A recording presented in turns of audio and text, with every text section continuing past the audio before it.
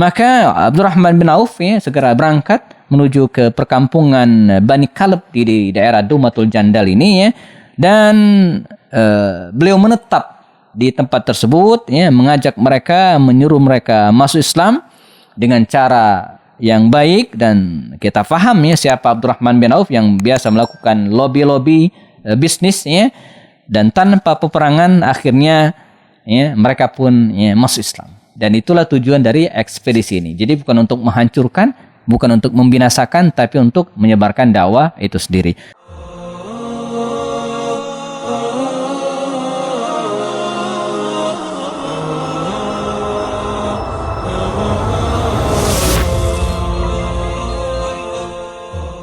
Assalamualaikum warahmatullahi wabarakatuh.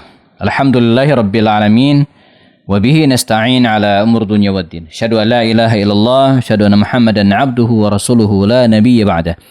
Allahumma shalli ala hadzal nabiyil karim wa ala alihi wa sahbihi ajma'in. Teman-teman sekalian dimanapun berada, masih bersama saya Happy Andi Bastoni di program belajar Sirah An-Nabawiyah melalui video-video pendek.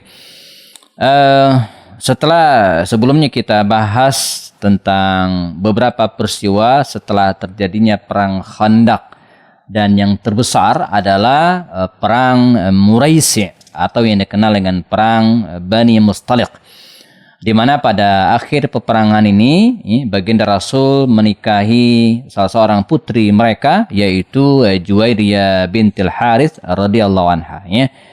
Nah, setelah perang Muraisi ataupun Bani Mustaliq ini ada beberapa al-bu'us was-saraya, satuan-satuan perang yang dikirim oleh baginda Rasul ke beberapa wilayah.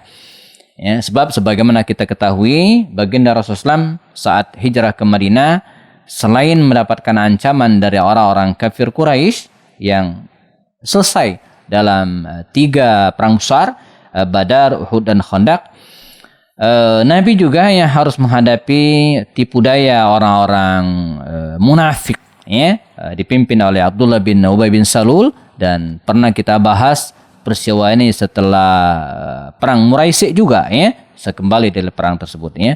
Nabi juga harus menghadapi orang-orang Yahudi, dalam perang setelah perang Badar, beliau menghadapi pengkhianatan Yahudi Bani Qainuqa. Setelah perang Uhud, beliau menghadapi pengkhianatan Bani Nadir, dan pada perang Khandaq Nabi menghadapi pengkhianatan Bani Quraiza. Nah, pada tahun ke-6 Hijriah, pada awal-awal tahun ke-6 Hijriah, ada beberapa ekspedisi yang dikirim oleh baginda Rasul ke berbagai wilayah yang dianggap membahayakan kaum muslimin. Pertama adalah ekspedisi atau Sariyatu Abdurrahman ibn Auf. Jadi satuan perang yang dipimpin oleh Abdurrahman bin Auf. Ini juga menunjukkan kepada kita bahwa seorang Abdurrahman bin Auf itu bukan hanya seorang pedagang, bukan hanya seorang yang kalau perang itu nyumbang paling gede, tapi juga ternyata dia pernah diminta oleh Rasulullah SAW untuk memimpin sebuah pasukan perang.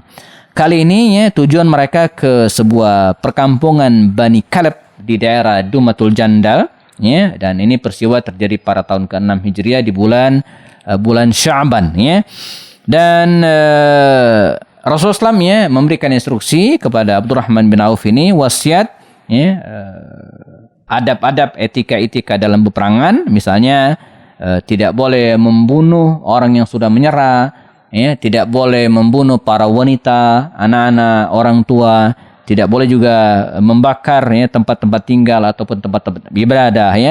Dan satu lagi yang menarik, pesan Rasulullah kepada Abdurrahman bin Auf ini, kata beliau, jika suatu saat Abdurrahman engkau berhasil menaklukkan mereka, kata beliau, maka nikahilah salah seorang putri dari raja mereka.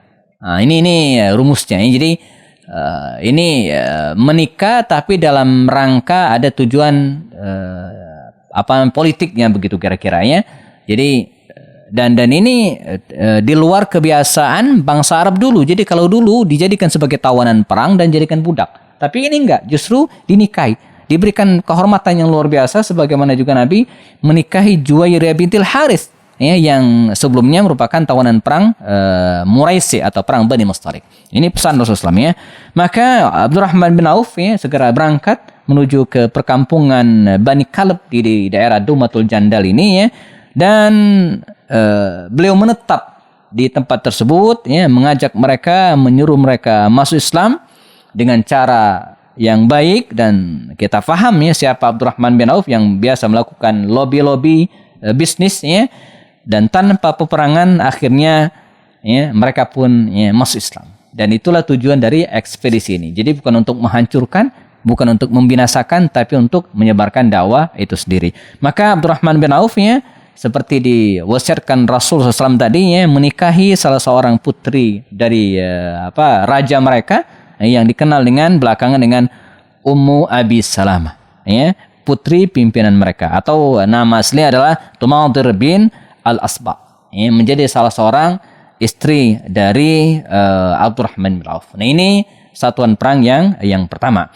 Kemudian yang kedua adalah satuan perang atau ekspedisi Syariah yang dipimpin oleh Ali bin Abi Thalib. Ali bin Abi Thalib kali ini dikirim ke Bani Sa'ad bin Bakar di daerah Fadak, ya, pada tahun yang sama, ya, di bulan Sya'ban tahun 6 Hijriah. Dan ini diawali dari adanya informasi bahwa kabilah Bani Sa'ad bin Bakar ini, ya, berkehendak ingin menyerang Rasulullah SAW dengan cara menjalin kerjasama dengan orang-orang Yahudi di Khaybar. Jadi Nabi mendapatkan informasi dari mata-matanya bahwa kabilah Bani Sa'ad ini, Sa'ad bin Bakar ini, ya, menjalin koalisi dengan Bani Nadir di Khaybar dan berniat ingin menyerang kaum muslimin. Ini harus di-cut karena membahayakan, ya. Maka Rasulullah segera membentuk pasukan sekitar 200 prajurit dipimpin oleh Ali bin Abi Thalib radhiyallahu anhu, ya, dan berangkatlah Ali bin Abi Thalib dengan kekuatan demikian, ya. Dan Ali pintar, cerdas, ya. Dia ingin melakukan serangan dadakan, ya, dengan harapan tidak menimbulkan korban yang banyak. Artinya memaksa musuh tunduk tanpa perlawanan sama sekali. Nah, ini nih tujuannya, ya. Jadi bukan datang terang-terangan, karena itu akan menimbulkan perlawanan dan akan menyebabkan korban kedua belah pihak. Nah, Ali nggak ingin. Maka dikisahkan Ali bin Abi Thalib mengadakan perjalanan, ya, pada malam hari. Ya, jadi malam hari jalan, ya, supaya tidak ketahuan, dan siang hari istirahat, ya, siang hari istirahat. Dan dengan cara demikian, Ali ini bisa menangkap salah seorang mata-mata dari kabilah Bani Sa'ad ini, ya, yang saat itu, ya, ingin berangkat ke Khaybar, ya, untuk memberikan bantuan kerjasama prajurit dengan Yahudi Bani Nadir di Khaybar, ya.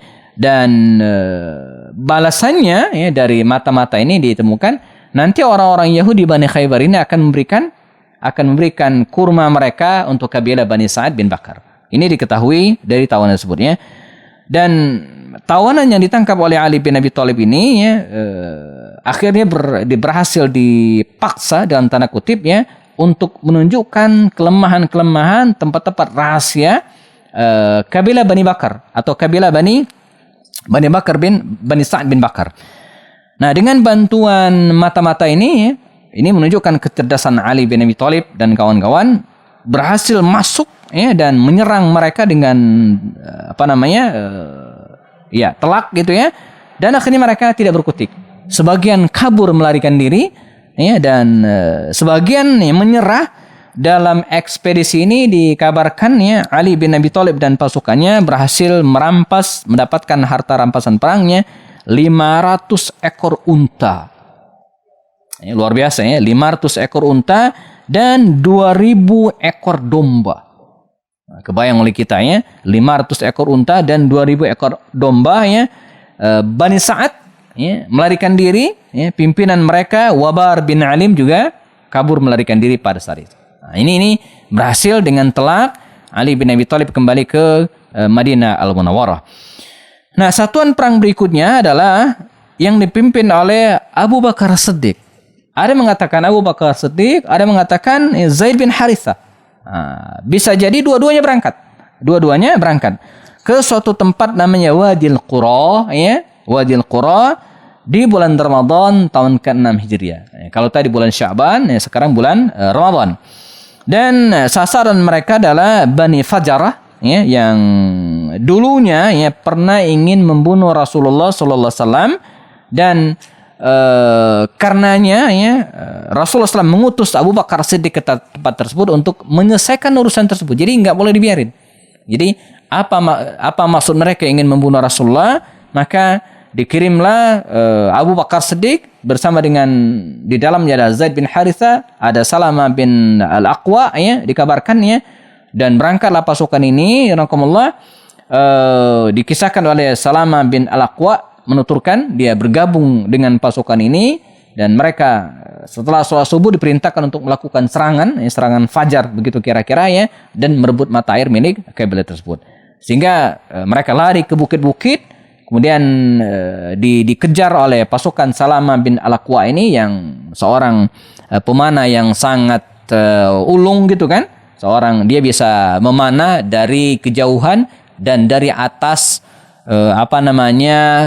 kudanya, Jadi ini harus punya keahlian tersendiri gitu ya. Jadi bukan kalau kita suka main panahan itu kan diam gitu ya. Diam di tempat itu pun bidikannya nggak kena-kena, Ini enggak, dia memanah dari atas kudanya. Jadi bukan jalan kaki enggak, tapi memanah musuh dari atas kudanya. Dan akhirnya mereka menyerah. Mereka menyerah. Salah seorang perempuan mereka itu ada namanya Ummu Qirfah. Ummu Qirfah yang kemudian ditawan oleh kaum muslimin dan ujung-ujungnya dibawa ke Rasulullah SAW setelah mereka menyatakan diri untuk menyerahkan diri. Sementara Abu Bakar Siddiq membawa mereka dan ke Madinah Al-Munawwarah, diserahkan kepada baginda Rasul SAW. Namun ternyata belakangan Ummu Qirfah yang menyerahkan diri ini, ternyata masih menyimpan dendam kesumat. Dia mencari celah justru untuk membunuh Rasulullah SAW. Jadi tawanan ini diperlakukan dengan sangat baik, tapi dia ternyata punya niat jahat. Ummu Qirfah ini ingin membunuh baginda Rasul. Dia menghimpun beberapa orang dari kerabatnya untuk melaksanakan hal ini, tapi keburu ketahuan. Ketahuan, dan kemudian mereka pun akhirnya dijatuhi hukuman mati bersama dengan beberapa puluh pengikutnya. Nah, ini yang dipimpin oleh Abu Bakar Siddiq. Terakhir, ada satuan pasukan perang yang dipimpin oleh Qurs bin Jabir Al-Fihri. Qurs bin Jabir Al-Fihri ke penduduk Urainah pada bulan Syawal. Syawal.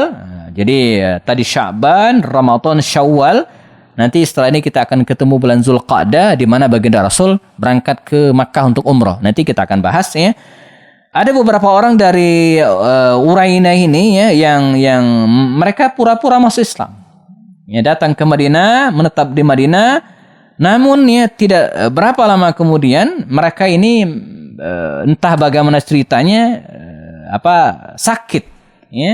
Lalu baginda Rasul SAW mengirimkan ke mereka ke sebuah lokasi tempat pengembalaan unta, dan diberikan minuman air unta, susu unta, diberikan jamuan yang sangat bagus, dan akhirnya mereka sehat.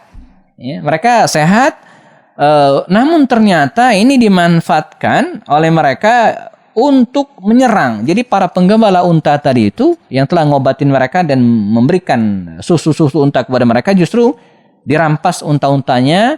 Mereka kemudian murtad dari Islam dan membunuh para penggembala tersebut. Rasulullah tidak tinggal diam.